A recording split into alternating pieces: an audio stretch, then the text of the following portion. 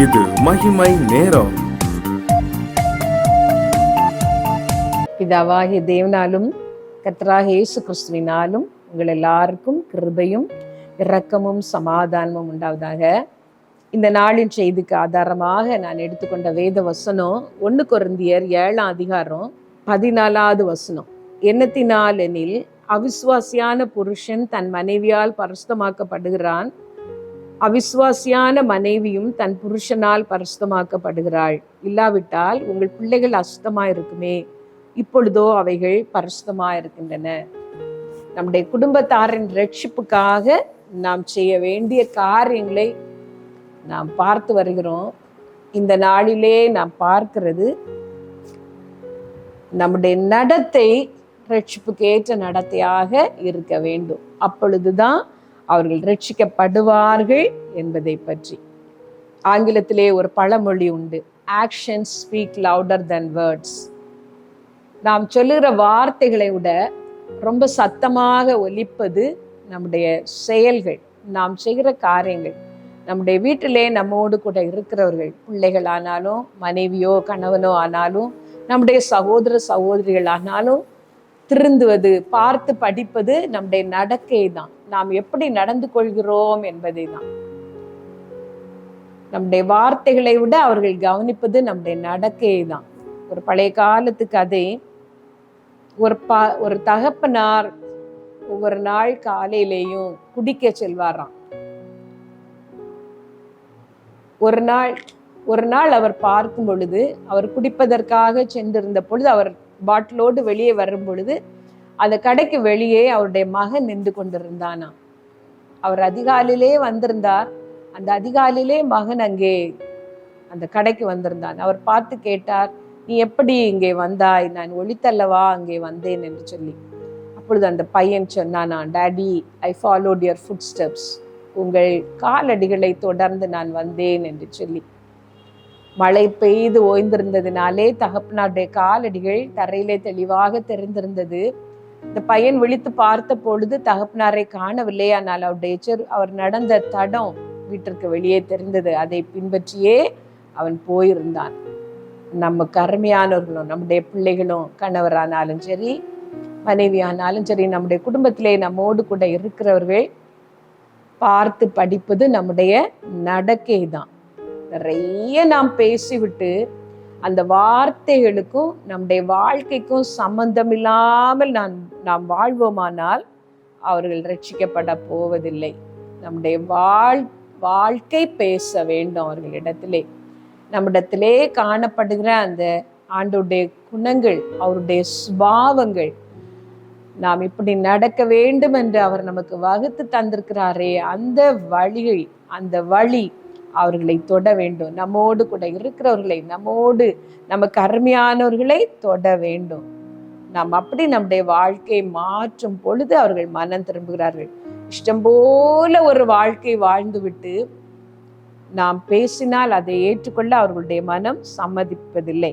வேதத்திலே இன்னொரு பகுதியை நான் உங்களுக்கு வாசித்து காட்டுகிறேன். அப்போஸ்தலர் 16ஆம் அதிகாரம்,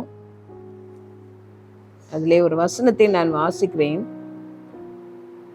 சிறைச்சாலைக்காரன் 27வது வசனம், 16வது அதிகாரம் 27வது வசனம். சிறைச்சாலைக்காரன் நித்திரை தெளிந்து சிறைச்சாலையின் கதவுகள் திறந்திருக்கிறதை கண்டு கட்டுண்டோர்கள் ஓடி போனார்கள் என்று எண்ணி பட்டயத்தை உருவி தன்னை கொலை செய்து கொள்ள போனான். பவுல் மிகுந்த சத்தமிட்டு, நீ உனக்கு கெடுதி ஒன்றும் செய்து கொள்ளாதே, நாங்கள் எல்லாரும் இங்கேதான் இருக்கிறோம் என்றான். அப்பொழுது அவன் தீபங்களை கொண்டு வர சொல்லி உள்ளே ஓடி நடுநடுங்கி பவுலுக்கும் சீலாவுக்கும் முன்பாக விழுந்து அவர்களை வெளியே அழைத்து வந்து, ஆண்டவமாரே, ரட்சிக்கப்படுவதற்கு நான் என்ன செய்ய வேண்டும் என்றான். அதற்கு அவர்கள், கர்த்தராகிய இயேசு கிறிஸ்துவை விசுவாசி, அப்பொழுது நீயும் உன் வீட்டாரும் ரட்சிக்கப்படுவீர்கள். இந்த பகுதியிலே நாம் ஒரு சம்பவத்தை பார்க்கிறோம். பவுலும் சீலாவும் சிறைச்சாலையிலே அடைக்கப்பட்டிருக்கிறார்கள். நடுராத்திரியிலே அவர்கள் பாடி துதி செய்கிறார்கள். துதி செய்ய தொடங்கின பொழுது அந்த சிறைச்சாலையின் அஸ்திபாரங்கள் அசைகிறது. பவுலுடைய சீலாவுடைய சங்கிலி எல்லாம் தெறிப்புண்டு போகிறது. அந்த இருட்டிலே அந்த சிறைச்சாலை காவல்காரன் நினைக்கிறான், ஒரு பூமி அதிர்ச்சியோ ஏதோ ஒன்று உண்டாயிருக்கிறது, நிச்சயமாக சிறைப்பிடிக்கப்பட்டு அங்கே உள்ளே வைக்கப்பட்டிருக்கிறவர்கள் இருக்க மாட்டார்கள், அடைக்கப்பட்டிருக்கிறவர்கள் எப்படியாவது தப்பித்துக் கொள்வதற்கான ஒரு வழியைத்தான் தேடுவார்கள், இவர்கள் என்ன பிரசங்கம் பண்ணினாலும் என்ன கிறிஸ்தவர்கள் என்றாலும் உள்ளே நிச்சயமாக இருக்க மாட்டார்கள், தப்பித்து இருப்பார்கள் என்று சொல்லி அவர் நினைக்கிறார், நாளைக்கு நான் அதிகாரிகளுக்கு முன்பாக நிற்கும் பொழுது இவர்களை ஒப்படைக்காவிட்டால் என்னை கொன்று போடுவார்களே, நானே செத்து விடலாம் என்று சொல்லி தன்னை அவன் கொல்வதற்காக முயற்சி செய்கிறான். அப்பொழுது பவுல் சத்தமிட்டு சொல்லுகிறார், நீ கெடுதி ஒன்றும் செய்யாதே, நாங்கள் போகவில்லை, நாங்கள் இங்கே தான் இருக்கிறோம்.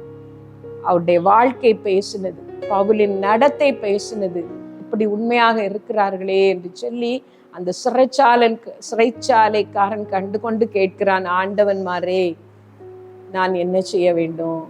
நீங்கள் மனிதர்களுக்கு அப்பாற்பட்ட ஒரு கிரியையை காட்டினீர்கள், ஒரு உண்மையை காட்டினீர்கள், நான் என்ன செய்ய வேண்டும்? உங்கள் தெய்வம்தான் தெய்வம், நான் ரட்சிக்கப்பட வேண்டும் என்று சொல்லி கேட்கிறார். அதற்கு பின்பு பவுல் கர்த்தரை பற்றி அந்த சிறைச்சாலைக்காரனுக்கு சொல்லுகிறார், இயேசு கிறிஸ்து இருதயத்திலே வர வேண்டும், அவருடைய இரத்தத்தினாலே நாம் கழுவப்பட வேண்டும் என்பதை பற்றி சொல்லுகிறார். அந்த சிறைச்சாலைக்காரன் குடும்பத்தோடு கூட ரட்சிக்கப்பட்டான், அவனும் அவன் வீட்டில் இருந்த யாவரும் ஏற்றுக்கொண்டார்கள் என்று சொல்லி, கர்த்தருடைய வசனத்தை கேட்டார்கள் என்று சொல்லி நாம் பார்க்கிறோம்.